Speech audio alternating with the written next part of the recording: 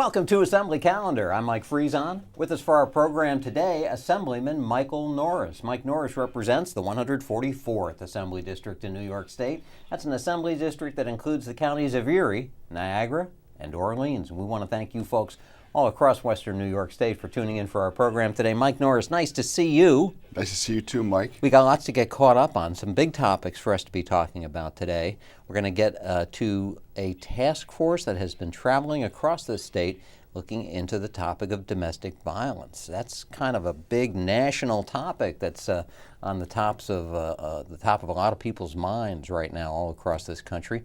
We are going to get an update from you as well on the ongoing budget talks here at the state capitol. Find out how they may pan out for the people who are watching this program today. But outside of the budget talks, you've got some very good news for your region about the procurement of some funds that are going to help out those victims of last year's flooding along Lake Ontario. Yes, as you know, last year we were devastated along the southern shore of Lake Ontario, particularly the four towns that I represent along Niagara County, the towns of Porter, Wilson, Newfane, and Somerset. I'm very pleased to say, though, that through the efforts of our state senator, Robert Ort, our local officials, including legislator John Syracuse and Supervisor Tim Hornberg in Newfane, the state was able to fund a $500,000 feasibility study to protect and fortify the Orchid Harbor. This is something that my office has been working very hard for, and I'm pleased to announce to the constituents back home that this has been funded by the State of New York. We'd like to thank the governor and all the officials for working on this, and this is a critical first step to fortify the harbor. We had tremendous flooding in the harbor. This will hopefully one day have a break wall out in the water, which will stop the major waves from coming in, fortify that harbor, and it's something that we've been working on for some time, and I'm glad to report back home. There are bigger issues involving the Lake Ontario flooding last year with that international agreement between Canada and the United States, but this sounds like it is particular to that harbor area that your district goes along with. Absolutely, and also for the property owners and the business owners along the southern shore of Lake Ontario who have made their applications. I would like everyone to know that they are working through the process. It's based upon a need basis, so if you had more severe damage to your structure, for example, compared to the rocks and the erosion along the shore, they're being graded that way. I would tell you that right now I've looked into the upcoming budget, and I have found no additional dollars that has been set forth in this upcoming budget. However, we have been able to obtain $50 million for the residents along the southern shore of Lake Ontario, and we've received assurances from the governor that through other pots, including SAM funding, state municipal facilities funding, that those dollars will be made available on an as-needed basis to fund them. So I just ask everyone to be patient. It is the state, and they have to go through their auditing process. But be assured, I'm going to be a strong advocate, continue to be, to make sure that any qualified applicant receives the funding that they deserve. Yeah, it's hard to tell some of those people, though, to be patient when they're facing the things that they're facing at their homes and vacation properties. Absolutely. Let's segue then right into the ongoing budget talks that are happening here in Albany. They seem to be progressing. The legislative hearings, the Assembly and the Senate are making their way through those, having their conversations with the governor's commissioners on all the different topics that there are, local governments and education and health care, I mean, you name it. It's all been happening. How do you feel about the way this process has been proceeding here in Albany? Well, we are having the budget hearings right now, as you mentioned, on all the different topics, talking to the commissioners and seeing and evaluating the needs that they have for the agencies. I'll say this, it is a $168.2 billion proposed budget. That is one of the largest budgets in the world, quite frankly. And you know, we need to really rein in spending in the city of New York. It is completely out of control. For example, $72 billion goes to Medicaid funding. You know, we need to go in and examine these programs and make sure that they are running in the most effective and efficient manner. There are two parts, though, that I've heard from the constituents back home. Received many emails, telephone calls in my district office, and I encourage you anytime to please reach out, because I do read my emails, I do listen to the concerns that come in. One is on the DREAM Act. the governor has placed in his proposed budget a $27 million provision which would fund college tuition for illegal, undocumented immigrants. I completely find that to be unacceptable. And I want the folks back home to know also, last week the Assembly majority brought this to the floor for a debate.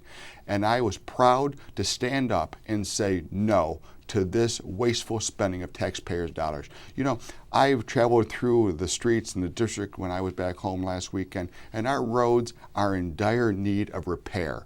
Our water and sewer lines are in need of repair. We need to prioritize the priorities in our budget. It should be in infrastructure and other mechanisms as well, and that's what I think is most important.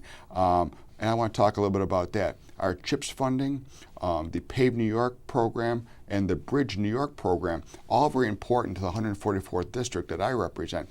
The governor kept flat in his budget. We need to also make sure that we enhance that funding in there to protect our roads, our bridges, our infrastructure, and to restore the winter recovery funds, which he took out of this proposed budget that was in there last year. So be assured that in terms of infrastructure, I'm going to continue to fight for that, because I think that is very, very important. One more thing on the budget. Our libraries. I have heard from the constituents back home, the governor has slashed library funding by $4 million across New York State, has slashed the construction funding, investment money into our libraries for basic needs of boilers and elevators and things like that by $10 million.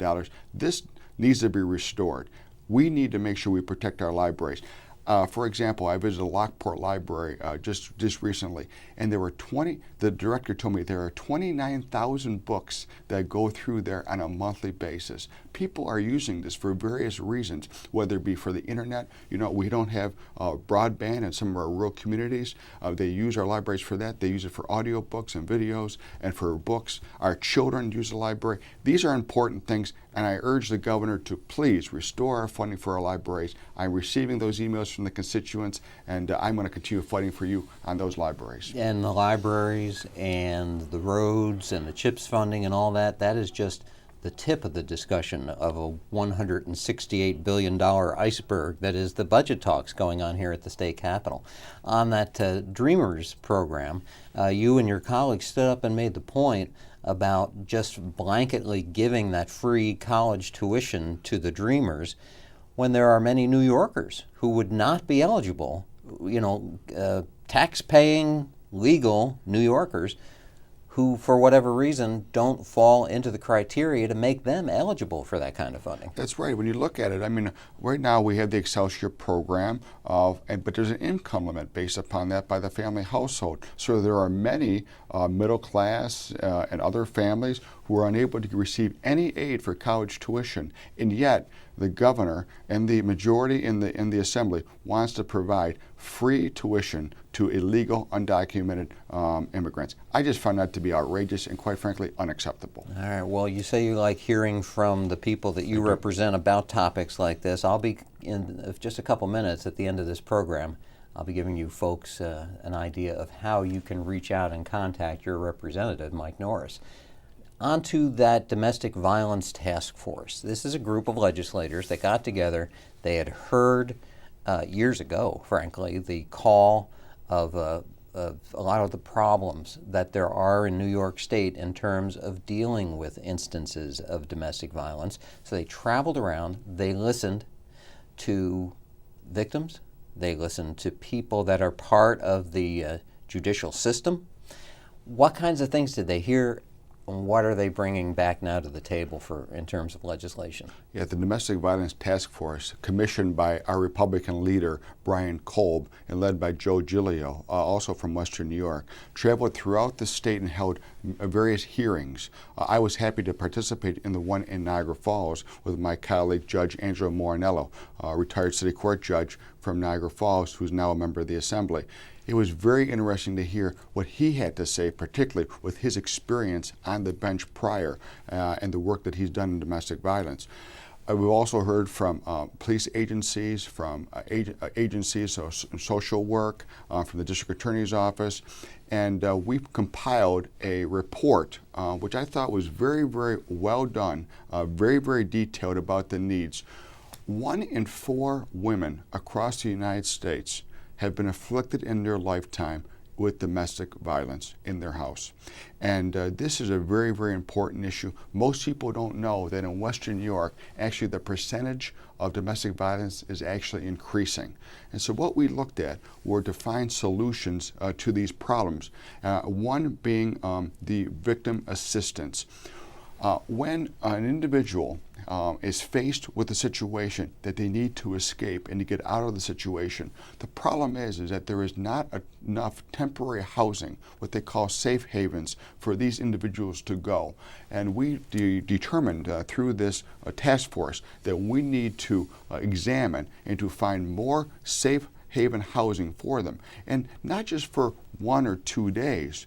These matters go on for a long time, and we, particularly through the courts, and we need to provide safe hazing for maybe 90 to 180 days. The other problem with the criteria to receive some of this housing is based upon household income, and that sometimes the victim is afraid to come forward because they may be making money in their household, but they are penalized for this by actually applying for the need because it's based upon the household income. So this is something that we continue to examine, and it's something that we need to focus in on because it is a serious situation in our community. It's one of those things.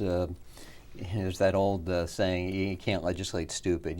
In terms of criminal violence, you can't legislate to stop people who are going to do bad things, and that's kind of the case here with domestic violence. You can't legislate to stop people from acting out violently, but you can provide the assistance to the victims, like you were talking about, and do things along that tack.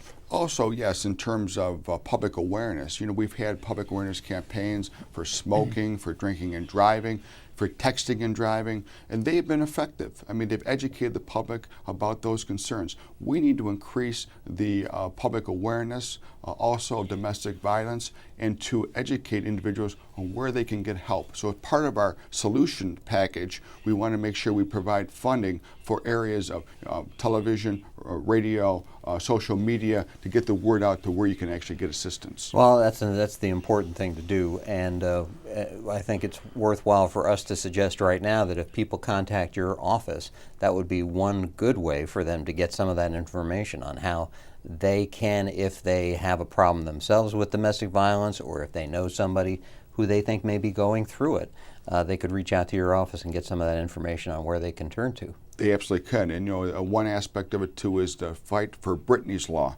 And what Brittanys Law is it would create a public database. So anyone who's convicted of a felony will go into that database, and then someone can look up in the community whether or not there's someone who's been convicted of a felony based upon these violent crimes in your area. So knowledge is power. And I think if we can create this database so people can look up to see whether or not there's someone living in their midst is very, very important. The other thing I just want to mention is in terms of the order of protections as well. Most people, when they get an order of protection, they think it's just between the victim and the abuser, but it actually is a court order. And so we're asking that there be more education in the court system to provide a more detailed information about what actually that court order is, and also when there are convictions to stiffen the penalties on those convictions in these areas. Let me let the folks watching know now how you can contact your representative. Easy thing to do. There's the address on the screen in Williamsville. You can call 839-4690. That's in the 716-839-4690, or drop an email to norrism@nyassembly.gov. norrism@nyassembly.gov. Mike Norris, thank you for joining us today. Thank you very much for having me. Thank you, folks, too, for spending your time with us. We'll hope to see you again soon for our next edition of Assembly Calendar.